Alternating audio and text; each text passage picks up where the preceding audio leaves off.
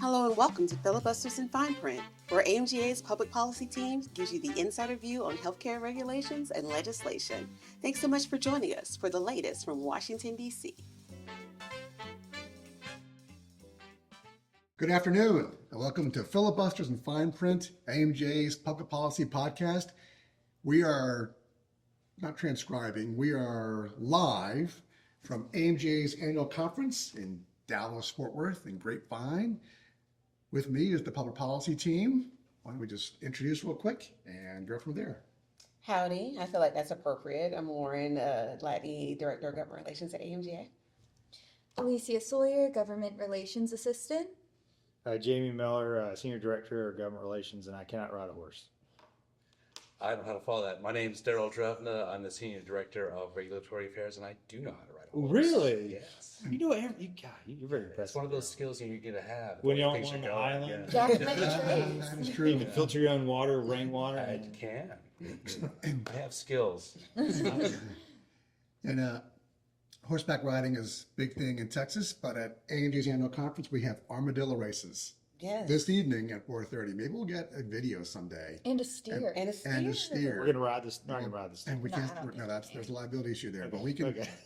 He's the lawyer. He would know. someday when we videotape this podcast, we will maybe have some armadillo race videotape to share, which would be pretty exciting. My guy is shaking his head no, but we will, It's a great way to introduce us to the we'll audience. see what we can do. That's right. So speaking of the annual conference, what has been your favorite part of the annual conference? Let's start with Alicia. Well, we've all gotten to sit in on quite a few different council meetings. That's what we spent most of yesterday morning doing, the first official day of the council, of the conference. And I sat in on the Quality Council, and people are doing some really amazing things. The AMGA members are really making a big difference in value-based care. And what was really wonderful to hear was an audience member ask a question and say that they had seen an earlier presentation on the same topic back at the Fall Council Summit, and they were looking forward to the developments that they were seeing, and were looking forward to hearing even further developments, and had questions, and had even started to initiate some of the programs at their own group. And So real learnings from past AMJ meetings. yeah. That's good. That's good to put in a plug for the meetings department. That's great. Lauren, how about you? Yeah, I sat in on the CMO Council. I really enjoyed it. It's the same thing as Alicia. It's like it's amazing to see the work that our members do and how, innovative they are. When you're looking at, shifting healthcare environments, they are heeding the call there. And I don't know, I always feel very lucky to be able to sit in those conversations. Jamie?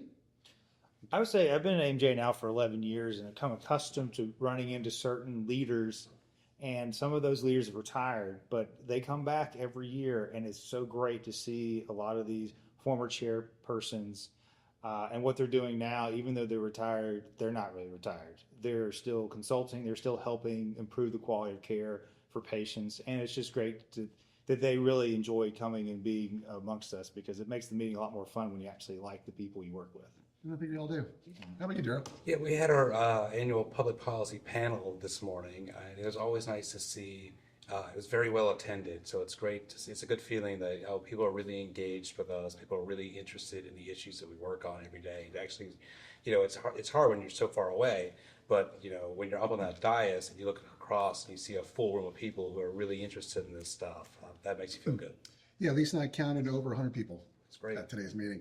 I do note that there was 4 separate answers regarding what's the best part of the annual conference, and not one of you mentioned my presentation on Thursday morning. So That was unsaid. I'm sorry. I will remember that. That'll part of the The evaluation chicken process.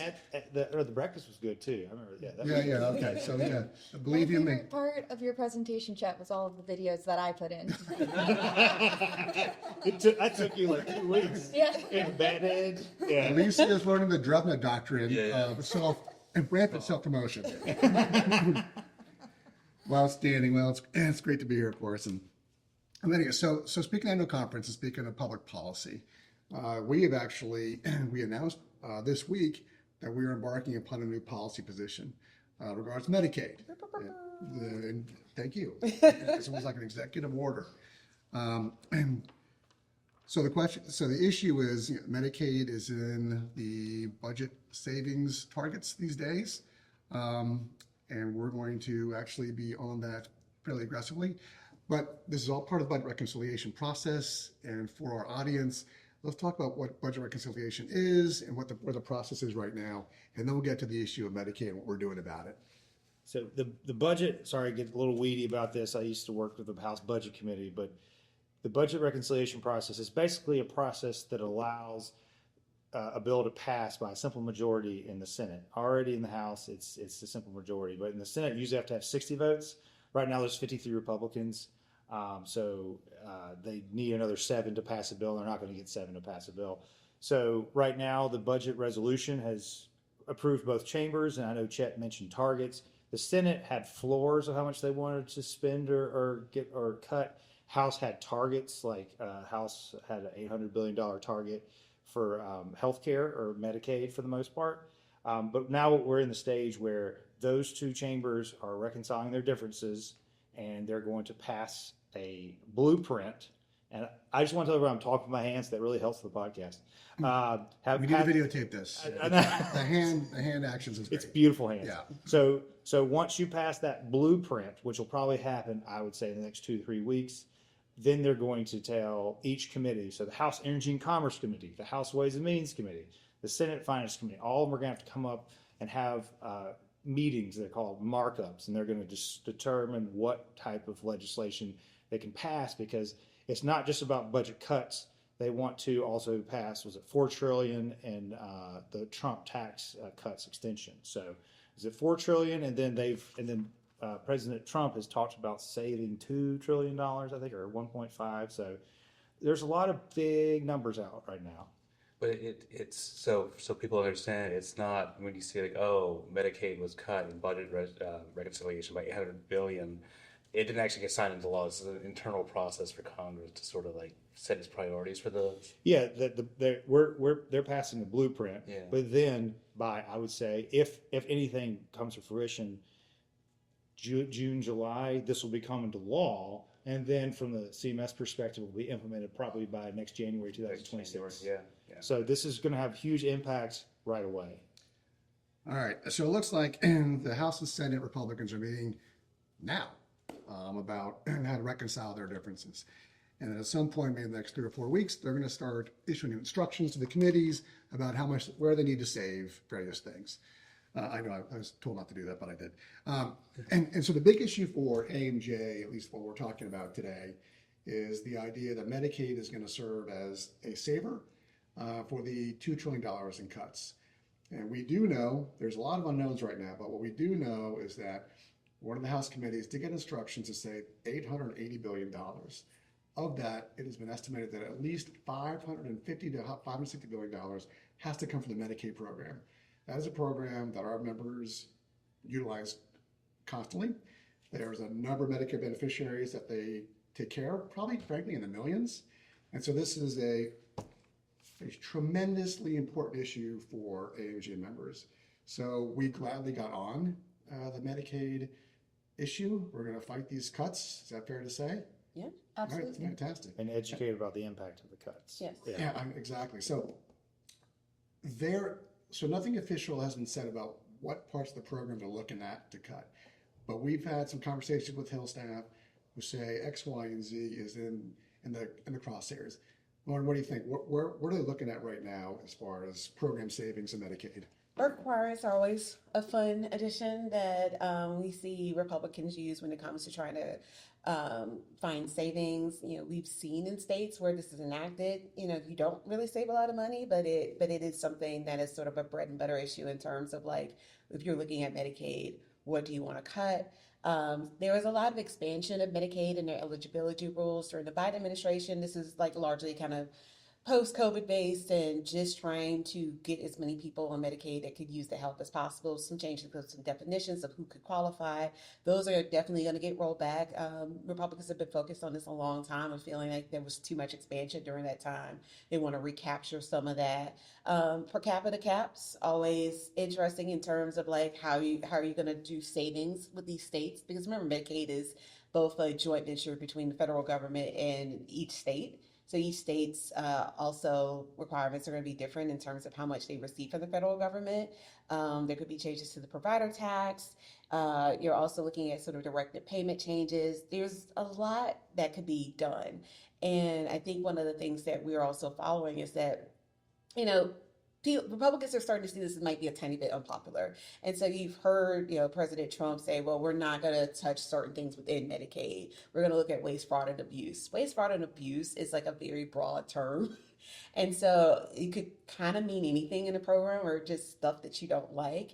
So looking for these instructions and seeing, majority of this will come out of the Energy and Commerce Committee, who does a lot of coverage on Medicaid, and the Ways and Means Committee. There's a wish list, and we're going to see those things sort of roll out in the next couple of weeks. Yeah, they've been really clear that they don't want to cut Medicaid benefits. They don't want to cut anything. They've tried to message this that it's not going to impact beneficiaries. I don't think I'm getting out too far on a limb saying that's just the math just doesn't math, as they say, right? Is that how we? The math's not mathing. Thank you. Yeah, you got it. That's- Oh yeah, is that Gen Alpha thing? I think it is. Okay, fair So, enough. you know, Riz. Yes, but it's not Riz because it's. I think I used that one right too. Oh, look, Maybe I you're don't know. picking it up. Picking it Uses up. aura points. Aura Ooh, points. okay. Okay. Don't know what that one I is. kind of like that. We'll talk But afterwards. yeah, but there's really, you're not gonna all the changes that Lauren mentioned. Those are gonna have direct impacts on Medicare recipients and patients, let alone providers. Right? You can't cut this much out of the program and not have an impact on patients. I mean, presumably you would have lower provider reimbursement rates. You would have a decrease in services that go to Medicaid beneficiaries, depending on the state. And I would think, and actually I know because the members told us this week, that the local economic impact that our big members and systems have in their states is going to be impacted to the tune of perhaps, several hundred millions, not billions of dollars. So a massive issue for our members, but also for the communities in which they serve. Right. Is that fair to say? I mean, some of the hospital systems are the economic hub of the entire city. Everyone works at the hospital. Everyone does something that's sort of ancillary to the hospital or healthcare systems. And so, yeah, there's going to be a ripple effect. And, when you're already looking at perhaps lower tax bases in these towns that might be economically distressed already, you're going to have a big, big impact on how are you going to be able to bring in more money to continue to function as a community? Exactly right. We also heard that rural hospitals might just close because they're sort of in financial straits already, and this might be a real death knell for a lot of rural hospitals all over the country. Is that fair to say? I think We've heard so. that. It is because you're looking at it. You're calling this Medicaid reform to we're gonna address some of this waste, fraud, and abuse. And there's an argument you had that some of the programs shouldn't run the way they do. But the way they're going about this, just pulling money out of the system, is going to have that impact. And these hospitals simply are not going to have the resources to continue to stay open. I think it's that cut and dry. Okay. Yeah, I think you all talk about the community and closures. That impacts not just Medicaid. It impacts Medicare. It impacts people like us who maybe have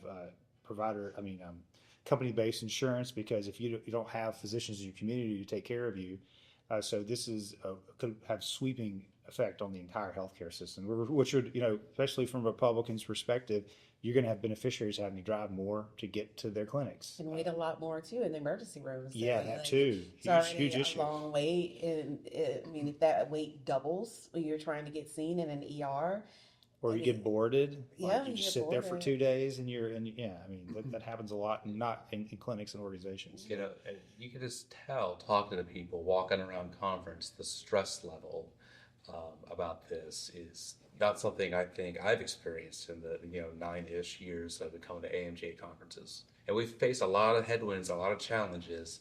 This one feels different for some reason. I think that's why we were directed by the Public Policy Committee to address this issue and address it aggressively. So speaking of that, what will we be doing to advocate our views on this issue for our members? Well, I think honestly, when it comes to Medicaid is state, it's state and federal, but there's a lot of different states in this union that are going to be detrimentally impacted by these cuts more than, I mean, everybody's going to be impacted, but we're trying to get those states to advocate to their members of Congress, say this is what's going to happen. And I think in general, our members, if we're talking about Medicaid cuts, like we've done this with Medicare as well. Like if this happens, how is patient care going to be impacted? And we're going to collect that data. And I think, Lauren and I and Alicia, like that really resonates with members of Congress. So having local leaders engaged, but also using data to do it is something we're going to use. And this isn't a partisan issue, and this isn't the Medicaid beneficiary issue. It's a national issue. So It's also interesting because it's such a new concept, it's kind of cool writing an email that I can say for the first time ever that usually can grab people's attention. This is something that we have not engaged in before, and there's a lot of opportunities for us to learn from you as the AMGA members, for we to take in some of the information that you have and share it with us, because your stories matter and we're really going to need them. yeah, and No, go ahead. I was going to say there's obviously a learning curve for us. We're taking on a new issue. I think we're all excited to take on this issue. We recognize the importance of it. And you're talking to members of Congress. I'm going to be digging into. I spent a lot of time talking about MedPAC. Well, there's a committee that focuses on Medicaid. It's MACPAC. I'm going to be talking to them and seeing what issues that they've been flagging over the past couple of years, so we can find where are those avenues that we might be able to have the most effective advocacy argument or the most effective outreach effort. Yeah, and so we're also looking to work with our members and have our members work with each other in state federation coalitions where they can come as a group to their representatives in Congress and in the Senate and tell them as a whole how this will be affecting every aspect of their state and care throughout, not just one individual provider. yeah, I think all of these approaches are because, and this isn't picking on Republicans. Democrats did this with Affordable Care Act. Is people in power are crafting legislation based upon budgetary numbers, how much it's going to cost, how much it's going to save, and that's kind of, as someone who worked on the Hill, and I know Chet and Lauren, you did too. Sometimes they're making Congressional Budget Office decisions with their minds not thinking about the patient impact. And our job is to let them know that if you do that, this is going to be the consequence. And so that's something we deal with on a daily basis. Is people just ask us numbers instead of anything else. Like how much is it going to cost? How much is it going to pay? What about the people who are going to lose their insurance and not contribute to the economy? All right, and so it looks like we're going to do face-to-face lobbying. That's what you lobbyists do on a daily basis. We're going to do some intellectual underpinning, work with Daryl. We're going to get our members involved through sort of state-based federations, as well as our usual district advocacy program efforts. This is going to be an AMGA member effort if we're to be successful. Is that fair to say? It is. I mean, one thing that AI cannot do in on the Hill right now is they can't lobby in a way that it's shoes on the ground, walking around doing face to face. This is where members' participation is so important, because people remember people's faces, and developing communications, developing relationships with these offices are not only key for these major issues, but just in general. People need to know where you are as a community, sharing your information with them. And so we're really excited about it, because we've seen a lot of member sort of eagerness to kind of join us on this, which is great. And this is not something this is something we have to act on now. This is not something that we're going to be doing next fall. We'll reach out to you.